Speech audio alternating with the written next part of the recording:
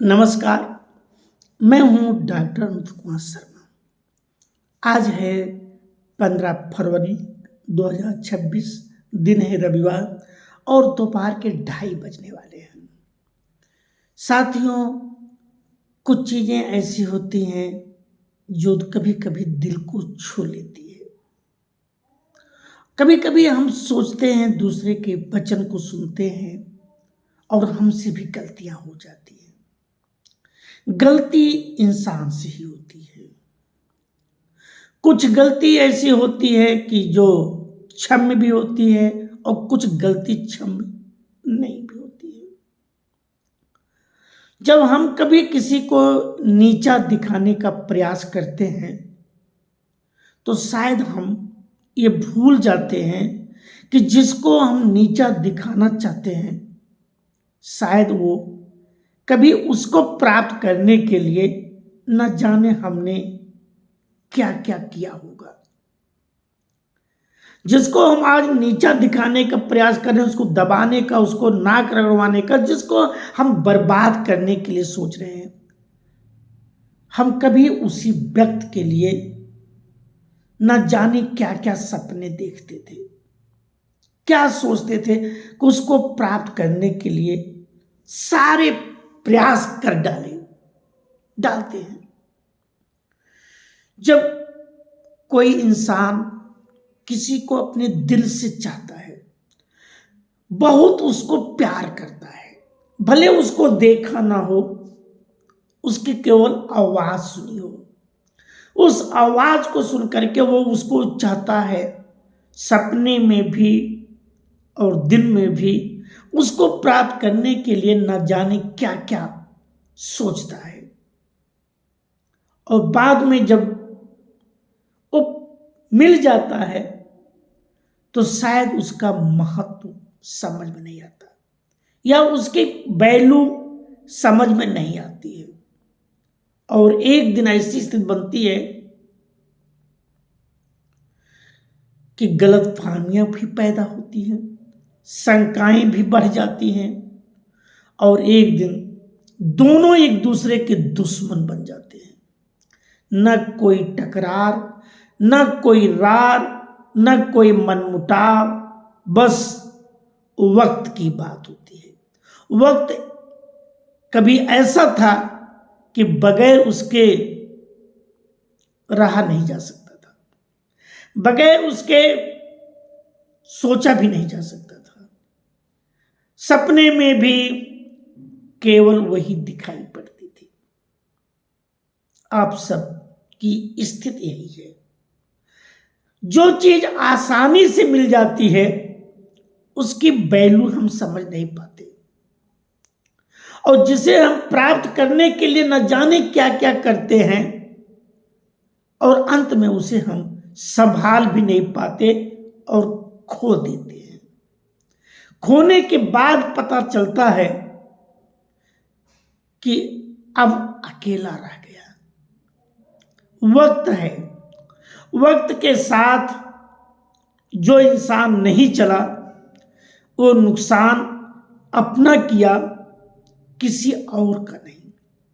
ये हर व्यक्ति की जिंदगी में उतार चढ़ाव आते हैं, जाते हैं। समय एक जैसा हमेशा नहीं रहता है। कोई राजा से रंक, कोई रंक से राजा बनता है, कोई अर्श से फर्श और कोई फर्श से अर्श होता है। वक्त बदलता है और जब वक्त के अनुसार कोई नहीं चलता तो वो अपना खुद का नुकसान करता है। कभी कभी मैं सोचता हूं, जब दो लोगों का तलाक हो जाता है, डिवोर्स हो जाता है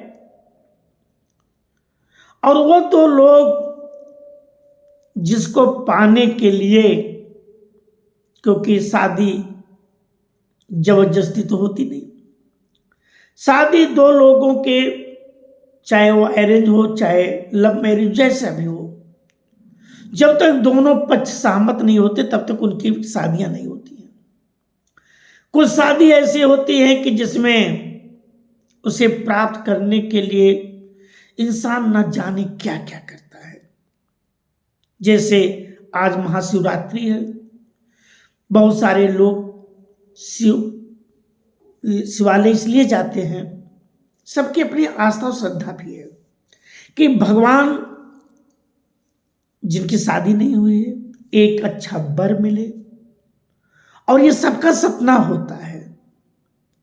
और जो शादी हो जिंदगी अंतिम वही बीते, क्योंकि अगर किसी का तलाक होता है तो उसमें इज्जत नहीं होती है, उसमें मान प्रतिष्ठा सम्मान नहीं मिलता है, उससे समाज में इतनी बदनामी होती है, इतनी बदनामी होती है। अब उस तलाक के रीजन चाहे जो भी हो, लेकिन समझने वाले कुछ और समझते हैं। जो तलाक होते हैं कभी उसी को पाने के लिए न जाने कितने कठोर तपस्याएं भी करनी पड़ती है, साधना भी करनी पड़ती है उसे पाने के लिए। और जब वो शादी हो जाती है, कुछ कहा सुनी मन मुटाव हर जगह होता है, और फिर स्थिति ये बन जाती है कि तलाक ले लो।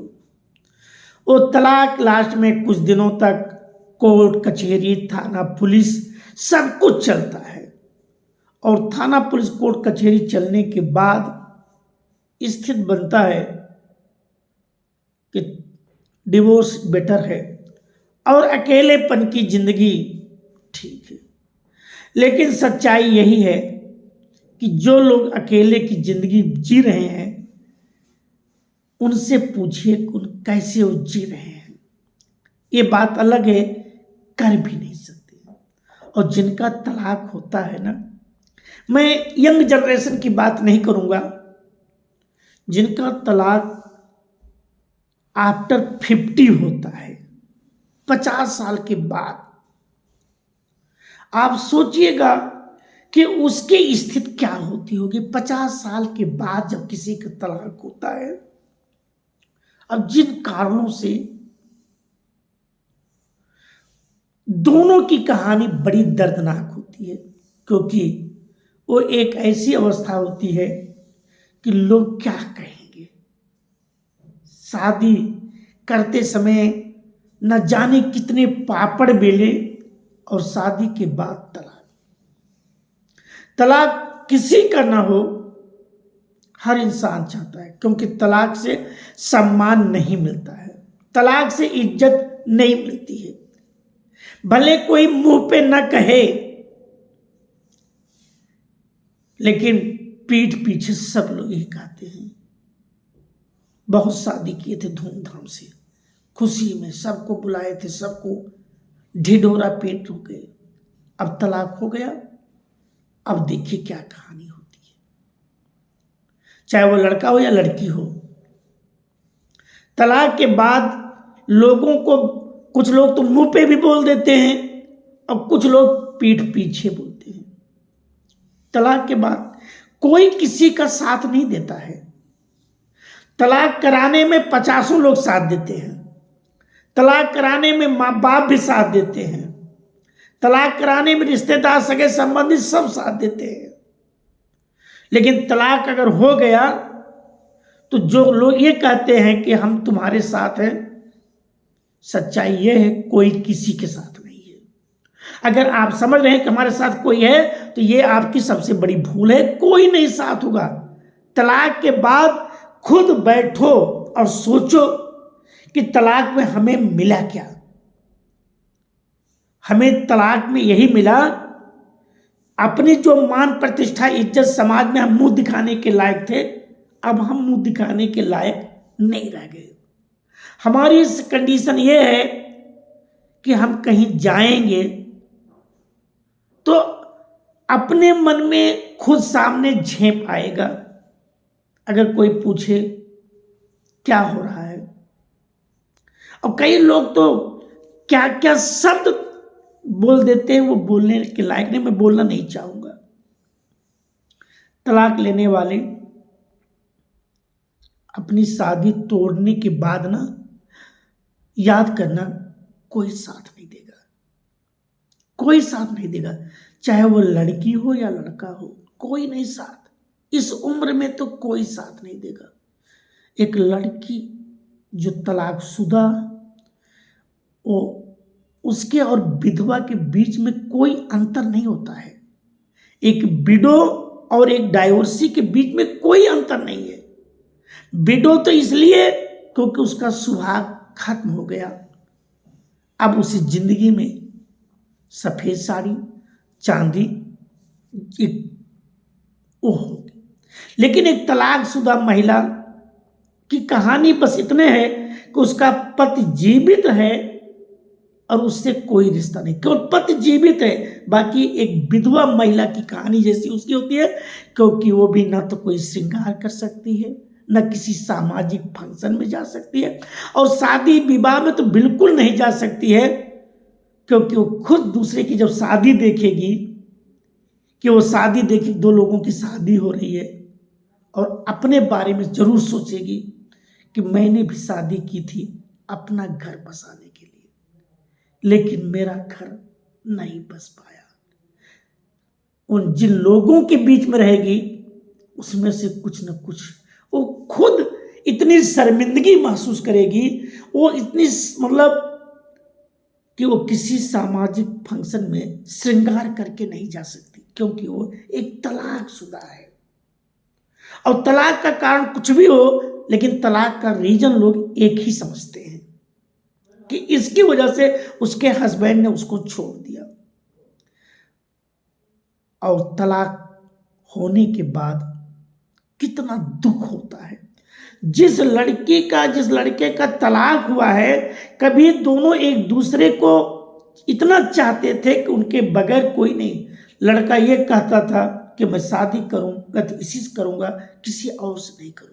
नहीं करता है, इंतजार करता है, लड़की को मनाता है, और लास्ट में शादी टूट जाती है, और फिर तलाक का रिजल्ट यही मिलता है कि लोग पूछते हैं शादी हुई थी, सेकंड मैरिज क्या हुआ? कोई रिप्लाई नहीं होता है। इसलिए जो भी लोग तलाक लिए हैं या ले रहे हैं, याद करो कोई भी आपके साथ नहीं होगा। वक्त का इंतजार करिए। वक्त बहुत लोगों को बहुत कुछ सिखा दिया है। जिन्होंने 50 की उम्र में तलाक लिया है, अब ना तो शादी के लायक रह जाते हैं या शादी के लायक रह जाती हैं, क्योंकि उनको यही होता है कि जब मेरा तलाक हो गया, अब दूसरे से क्या आशा करें। Again try, don't try. शादीशुदा जिंदगी अपनी लोग बर्बाद कर लेते हैं, ये स्थिति बनती है। इसलिए ऐसी उम्र में आकर के कभी भी तलाक, क्योंकि कोई साथ नहीं देगा। अगर सोच रहे कोई साथ देगा, कोई नहीं। वो सारे रिश्तेदार, सगे संबंधी आपके साथ तब तक हैं जब तक उनका स्वार्थ आपसे है। स्वार्थ से वो जुड़े हुए हैं, और जिस दिन वो स्वार्थ पूरा हो गया, आपको दूध में मक्खी की तरह निकाल के फेंक देंगे और बोलेंगे जब तुम अपना घर नहीं बसा पाए, जब तुम अपना घर नहीं बसा पाई, तो तुम किसी और की क्या होगी। जो चीजें नहीं सुनने को मिला होगा, तब उस दिन याद कौन आएगा? वही हस्बैंड वाइफ एक दूसरे को खूब याद करेंगे। हस्बैंड रोएगा कि गलती करके मैंने तलाक लेके बहुत बड़ी गलती की। वाइफ भी रोएगी, हमने भी गुस्से में तलाक दे दिया, आज मेरी क्या इज्जत है।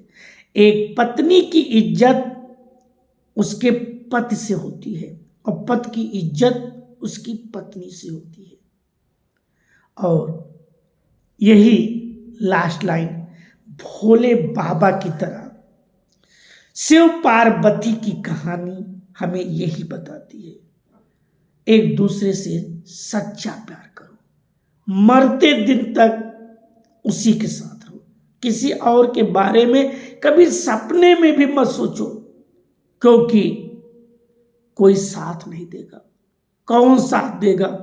दुख हो या सुख हो, तुम्हारी वही पत्नी ही तुम्हारा साथ देगी और तुम्हारा वही पति देगा। क्योंकि जब तक एक महिला के साथ उसका पति खड़ा है, तब तक कोई उसको आंख तक नहीं दिखा सकता, कभी उसकी इज्जत पे कोई हाथ भी नहीं डाल सकता है। लेकिन जिस दिन पति का साथ छूट जाता है, तब उसको समाज के लोग न जाने किन निगाहों से देखते हैं और मजबूरी का फायदा उठाते हैं। इसलिए अपनी शादी को बचा के रखो। तलाक के बाद अकेलेपन की जिंदगी इतनी कष्टदायक होगी, कोई भी साथ में खड़ा नहीं होगा। जिनके भरोसे तलाक लिए हो, वो भी छोड़ के चले जाएंगे और जरूरत पड़ेगी तो इतने ताने मारेंगे कि जो सुना भी नहीं जा सकेगा। गलती का एहसास अगर हो तो अपना घर टूटने से बचाओ, और टूट गया है तो फिर से उसे वापस बसा लो, क्योंकि उम्र के इस पड़ाव में कोई भी किसी का साथ नहीं देगा। बस ये महान शिवरात्रि के पर्व पे मैं यही कहूँगा कि भोले बाबा और माँ पार्वती की तरह इस जिंदगी को बिताओ, क्योंकि मालूम नहीं कौन सा सांस आखिरी होगी। दोबारा जन्म क्या होगा पता नहीं। कम से कम ये जन्म में जो बाकी बची हुई जिंदगी है वो तो अच्छी चल जाए। फिर मिलते हैं किसी और वीडियो में। आप सब की जिंदगी अच्छी चले, खुशहाल रहें और अपनी शादी को टूटने से बचाएं।